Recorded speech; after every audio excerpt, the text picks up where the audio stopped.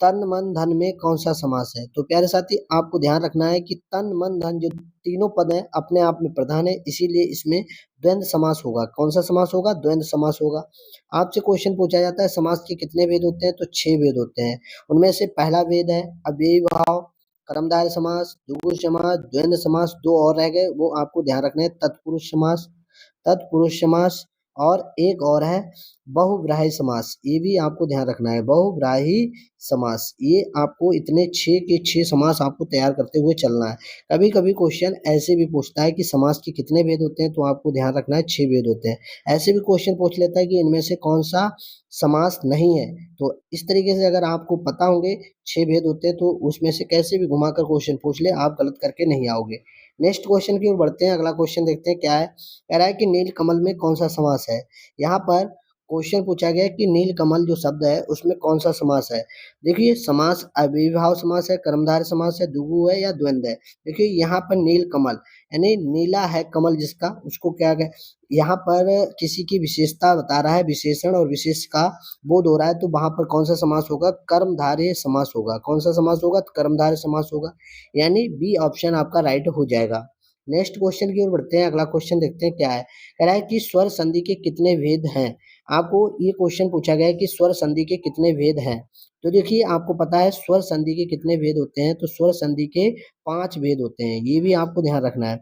कभी कभी पूछता है संधि के कितने भेद हैं, तो संधि आपको पता है 3 प्रकार की होती है। संधि कितने प्रकार की होती है? 3 प्रकार की होती है। स्वर संधि कितने प्रकार की होती है? तो 5 प्रकार की। ऐसे क्वेश्चन आपके आते हैं। वो संधि आपको पता है, स्वर संधि होती है, व्यंजन संधि होती है और विसर्ग संधि होती है। चलिए नेक्स्ट क्वेश्चन की ओर बढ़ते हैं। अगला क्वेश्चन देखते हैं। कह रहा है यद्यपि में प्रयुक्त संधि का नाम बताना है। जो देखो यद्यपि लिखा है, इसमें आपको बताना है कि कौन सी संधि है। तो देखिए ये स्वर संधि के उदाहरण है। तो आपको अभी हमने बताया स्वर संधि के कितने भेद होते हैं, तो आपको पता है 5 भेद होते हैं।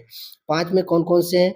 पहला है गुण संधि, अयादि संधि, यण संधि, दीर्घ संधि, एक और रह गई वो है वृद्धि संधि। ये भी आपको ध्यान रखना है। स्वर संधि के कितने भेद होते हैं? 5 भेद होते हैं। पांचों के नाम याद रखने हैं। तो ये आपके जितने भी लिखे हैं स्क्रीन पर, ये सारे स्वर संधि के उदाहरण हैं। अब बात आती है क्वेश्चन की। यहाँ पर आपसे पूछा गया कि यद्यपि में कौन सी संधि है। अब यहाँ पर देखो यद्यपि, यद्यपि में अगर आप देखते हैं ध्यानपूर्वक, तो यहाँ पर यण संधि है। कौन सी संधि है? यण स्वर संधि है। तो यहाँ पर आपका आंसर क्या हो जाएगा? सी ऑप्शन राइट हो जाएगा। नेक्स्ट क्वेश्चन की ओर बढ़ते हैं। अगला क्वेश्चन देखते हैं क्या है। कह रहा है कि गायक का सही संधि विच्छेद है। अब ये जो शब्द है गायक, इसका आपको सही तरीके से संधि विच्छेद करना है, संधि को तोड़ना है। देखो गायक को अगर आप तोड़ते हो सही तरीके से, तो क्या हो जाएगा? गाय प्लस अक हो जाएगा, तभी गायक बन जाएगा। तो यहाँ पर आपका आंसर क्या हो जाएगा? बी ऑप्शन राइट हो जाएगा। कौन सा आंसर राइट हो जाएगा? बी ऑप्शन आपका राइट हो जाएगा। नेक्स्ट क्वेश्चन की ओर बढ़ते हैं। अगला क्वेश्चन देखते हैं क्या है। क्वेश्चन है कि इनमें संयुक्त व्यंजन कौन सा नहीं है। आपको बताने की संयुक्त व्यंजन कौन सा नहीं है। पहला क्वेश्चन बनता है संयुक्त व्यंजन कितने होते हैं, तो आपको याद रखना है संयुक्त व्यंजन 4 होते हैं। संयुक्त व्यंजनों की संख्या कितनी होती है? 4 होती है, जिसमें से आपको ये पूछा गया है कि संयुक्त व्यंजन कौन सा नहीं है। तो देखो ए वाले में जो छा लिखा है ये भी संयुक्त व्यंजन है, त्रा भी संयुक्त व्यंजन है, स्रा भी है, और ये डी वाला ऑप्शन गलत है क्योंकि ढ़ा नहीं है, ढा नहीं है। देखो आपको पता है ज्ञा संयुक्त व्यंजन है। तो संयुक्त व्यंजनों की संख्या कितनी होती है? 4 होती है। देखो पहला ये है, दूसरा, तीसरा और चौथा ये आपका ज्ञा रखा है। तो इस तरीके से आपको ध्यान रखना है कि संयुक्त व्यंजनों की संख्या कितनी होती है? 4 होती है। और यहाँ आपसे क्वेश्चन में पूछा गया है कि इनमें से कौन सा संयुक्त व्यंजन नहीं है, तो ये आपका ढा वाला संयुक्त व्यंजन नहीं है। इसकी जगह पे आपको आना चाहिए था ज्ञा। तो यहाँ पर आपको ध्यान रखना है कि संयुक्त व्यंजनों की संख्या कितनी होती है? तो 4 होती है। उनके नाम आपको ध्यान रखने हैं, ये चारों आपको स्क्रीन पर मैंने लिख दिए हैं। नेक्स्ट क्वेश्चन की ओर बढ़ते हैं। अगला क्वेश्चन देखते हैं क्या है। क्वेश्चन नंबर 7, इनमें से कौन सा विकल्प गलत है। आपको ये बताना है कि इनमें से कौन सा विकल्प है जो गलत है। देखो छा है, संयुक्त व्यंजन की संख्या अभी हमने बताई 4 होती है। संयुक्त व्यंजन का मतलब होता है ये व्यंजन किन्हीं 2 व्यंजनों से सहयोग से बनते हैं। जैसे ये छा है, तो छा आधा का और सा से मिलकर बना है, ये बात सही है। तो यहाँ पर ए वाला आपका आंसर सही है। त्रा देखो आधा ता और रा से मिलकर बना है, ये भी ऑप्शन सही है। और देखो स्रा है, आधा सा और रा से मिलकर बना है, ये भी सही है। ज्ञा देखो यहाँ पर ज्ञा के साथ में आधा जा आना चाहिए था और प्लस में या आना चाहिए, तभी तो ज्ञा बनेगा। तभी ये क्या बनेगा, ज्ञा बनेगा। तो यहाँ पर आपका आंसर क्या है, कौन सा गलत है, डी वाला ऑप्शन गलत है। सही ये है जो होना था, आधा जा प्लस यहाँ पर छोटा आ की जगह क्या आना चाहिए था, यहाँ आना चाहिए था। क्या आना चाहिए, यहाँ, ये वाला यहाँ आना चाहिए था। तो ये चीज आपको ध्यान रखनी है। संयुक्त व्यंजनों की संख्या आपको पता है कितनी है, 4। और वो किन किन से मिलकर बने हैं, ये देखो त्रा है, वो छा है, वो आधा का और सा से मिलकर बना है। देखो त्रा किससे, आधा ता और रा से मिलकर बना है। स्रा आधा सा और रा से मिलकर बना है। तो ज्ञा किससे मिलकर बना होता है, तो यहाँ पर छोटा आ ना आके यहाँ पर क्या आ जाएगा, इया आ जाएगा। आधा जा और या मिलकर क्या बनता है, ज्ञा बनता है। लेकिन आपसे क्वेश्चन में पूछा कि कौन सा विकल्प गलत है, तो आपका डी ऑप्शन राइट हो जाएगा। आई होप, मैं उम्मीद करता हूँ कि यहाँ तक आपको सारी चीज़ें क्लियर आई हो रही हैं। अगर वीडियो आपको पसंद आ रही है तो वीडियो को एक बार जरूर लाइक कर दीजिए। चैनल पर पहली बार जुड़े हो तो चैनल को सब्सक्राइब कर लीजिए, अपने दोस्तों के पास इस वीडियो को शेयर कर दीजिए। अगले क्वेश्चन की ओर बढ़ते हैं। अगला क्वेश्चन देखते हैं, शुद्ध वर्तनी का चयन कीजिए। अब आपको बताना है कि ये 4 विकल्प लिखे हैं जिसमें नक्षत्र सही तरीके से बताना है कि कौन सा सही है। तो शुद्ध वर्तनी की दृष्टि से आपको देखना है नक्षत्र कौन सा सही है। तो नक्षत्र आप देखेंगे बी वाले ऑप्शन में नक्षत्र सही है। तो यहाँ पर आपका आंसर क्या हो जाएगा, बी ऑप्शन राइट हो जाएगा। नेक्स्ट क्वेश्चन की ओर बढ़े। अगला क्वेश्चन देखते हैं। इसमें फिर से पूछा गया है शुद्ध वर्तनी का चयन करना है। ये आपको बताने की शताब्दी कौन सी सही है। तो यहाँ पर आप देखोगे डी वाला आपका आंसर सही है। यहाँ पर जो ए वाले ऑप्शन में शताब्दी लिखा है ये गलत है, इसमें भी गलत है और इसमें भी गलत है। डी वाला एक ऑप्शन राइट है।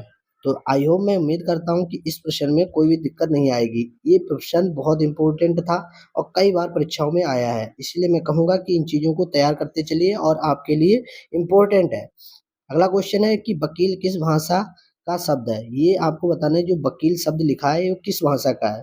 फारसी है, अरबी है, तुर्की है, पुर्तगाली है। तो वकील आपका शब्द है, जो वकील शब्द है ये किस भाषा का शब्द है। तो प्यारे साथी आपको याद होगा, ये हमने पढ़ा होगा, ये अरबी भाषा का शब्द है। कैसा, अरबी भाषा का शब्द है। किस भाषा का शब्द है, अरबी भाषा का शब्द है। अगला क्वेश्चन देखते हैं, योग रूढ़ शब्द कौन सा है। आपको बताना है कि योग रूढ़ शब्द कौन सा है। योग रूढ़ शब्द आपको बताना है कि कौन सा है। पीला है, घुड़सवार है, लंबोदर है या नाक है। तो यहाँ पर आपका सही आंसर क्या हो जाएगा, लंबोदर हो जाएगा। यानी आपका सी ऑप्शन राइट हो जाएगा। क्या हो जाएगा, आपका सी ऑप्शन राइट हो जाएगा। लंबोदर में कौन सा, लंबोदर कैसा शब्द है, योग रूढ़ शब्द है। अगले क्वेश्चन की ओर बढ़ते हैं। अगला क्वेश्चन देखते हैं क्या है, सर्वनाम कितने प्रकार के हैं। यानी आपको बताना है कि सर्वनाम कितने प्रकार के होते हैं। तो सर्वनामों की अगर बात करें तो ये 6 प्रकार के होते हैं। तो यहाँ पर आपका इंपॉर्टेंट क्वेश्चन है, आपसे पूछा जाता है सर्वनाम कितने प्रकार के हैं, तो 6 प्रकार के होते हैं। अगले क्वेश्चन की ओर बढ़ते हैं। अगला क्वेश्चन देखते हैं क्या है, कह रहा है कि यह घोड़ा अच्छा है। इस वाक्य में जो यह शब्द है इसका क्या अर्थ है। यानी ये क्या है, संज्ञा है, सर्वनाम है, विशेषण है या सर्वनामिक विशेषण है। तो यहाँ पर आपको ध्यान रखना है, यह घोड़ा अच्छा है, इसमें जो यह शब्द प्रयोग हुआ है, ये वाला यह है, ये क्या है, संज्ञा है, सर्वनाम, विशेषण या सर्वनामिक विशेषण। तो ये सर्वनाम है। तो क्या है, सर्वनाम है। आपको ध्यान रखना है ये कैसा, क्या है, सर्वनाम है। अगले क्वेश्चन की ओर बढ़ते हैं। अगला क्वेश्चन देखते हैं, कह रहा है कि निम्नलिखित में से कौन सा शब्द विशेषण है। ये आपको बताना है कि इनमें से कौन सा शब्द है वो विशेषण है। तो यहाँ पर आपका आंसर क्या हो जाएगा, निपट विशेषण है। क्या है, निपट विशेषण है। मात्र विशेषण नहीं है, खर्च विशेषण नहीं है, चुपचाप विशेषण नहीं है, निपट विशेषण शब्द है। अगले क्वेश्चन की ओर बढ़ते हैं। अगला क्वेश्चन के निम्नलिखित में से कौन सा शब्द विशेषण है।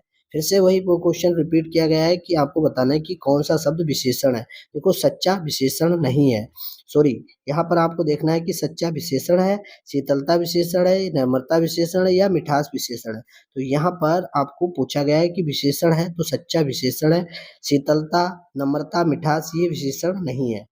यहाँ पर आपका आंसर क्या हो जाएगा, ए ऑप्शन राइट हो जाएगा।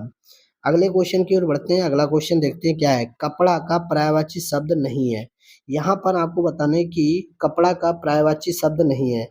चीर है, अंबर है, वसन है, उत उत्पल है। तो यहाँ पर आपको ध्यान देखना है कि जो कपड़ा शब्द है इसका पर्यायवाची नहीं है, तो उत्पल नहीं है। ये आपको पता है कमल का पर्यायवाची है। किसका, कमल का। ये चीर है, अंबर है, वसन है, वस्त्र है, ये सब इसके किसके, कपड़ा के पर्यायवाची हैं। लेकिन उत्पल जो है कमल का पर्यायवाची है। यहाँ पर आपका आंसर क्या हो जाएगा, डी ऑप्शन राइट हो जाएगा। इसमें पूछा है कि कौन सा पर्यायवाची नहीं है, कपड़ा का पर्यायवाची नहीं है, तो कौन सा नहीं है, डी ऑप्शन नहीं है। अगले क्वेश्चन की ओर बढ़ते हैं। क्वेश्चन है कि विद्युत का पर्यायवाची शब्द नहीं है, तो यहाँ पर है चपला, चंचला, क्षणप्रभा, पावस। तो यहाँ पर आपको ध्यान रखना है विद्युत का पर्यायवाची पावस नहीं है। क्या नहीं है, पावस। पावस किसका है, वर्षा का पर्यायवाची है। किसका, वर्षा का। ये भी आपको ध्यान रखना है। अगले क्वेश्चन की ओर बढ़ते हैं। अगला क्वेश्चन देखते हैं क्या है। कह रहा है कि छक्के छुड़ाना का अर्थ है क्रिकेट के खेल का एक नियम, हारना, घायल करना, परेशान करना। देखो छक्के छुड़ाने का मतलब होता है किसी को हरा देना है, यानी यहाँ पर आपका आंसर क्या हो जाएगा, हारना। हारना, हराना, सॉरी हराना है होगा। छक्के छुड़ाने का मतलब होता है हराना, यानी आपने देखा होगा सचिन तेंदुलकर ने इतने छक्के मारे कि पाकिस्तान वालों के छक्के छूट गए। तो ऐसे करके आपको ध्यान रखना है कि छक्के छुड़ाने का मतलब होता है हराना, किसी दूसरी टीम को हरा देना, यानी किसी को हराना।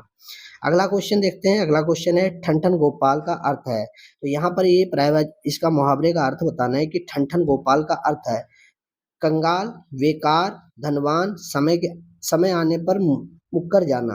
तो यहाँ पर है ठन-ठन गोपाल का अर्थ है प्यारे साथी, क्या है, कंगाल। ठन-ठन गोपाल का मतलब होता है उसके पास कुछ ना होना। ठन-ठन गोपाल है, कहते नहीं है कि वो है कतई ठन-ठन गोपाल है, यानी उसके पास कुछ नहीं है, कंगाल है, रोटी के लाले पड़ रहे हैं। तो ऐसे क्वेश्चन को क्या कहेंगे, ठन-ठन गोपाल का अर्थ होता है कंगाल। यहाँ पर आपसे पूछा गया वीर रस का स्थायी भाव क्या है। क्वेश्चन बहुत इंपॉर्टेंट है और कई बार ये परीक्षाओं में पूछा गया है। वीर रस का स्थायी भाव है रति है, उत्साह है, हास्य है, क्रोध है। तो यहाँ पर आपको वीर रस का स्थायी भाव की बात की जाए तो उत्साह है। तो यहाँ पर आपका आंसर क्या हो जाएगा, बी ऑप्शन राइट हो जाएगा।